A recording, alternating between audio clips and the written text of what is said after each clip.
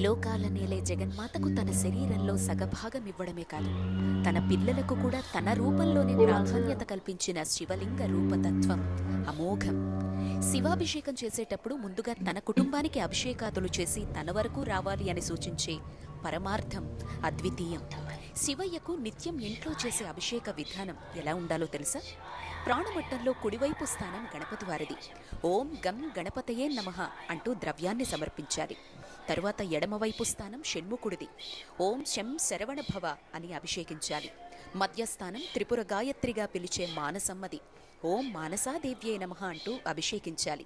ఇక స్వామివారి చుట్టూ ఉండే రూపం పార్వతమ్మది.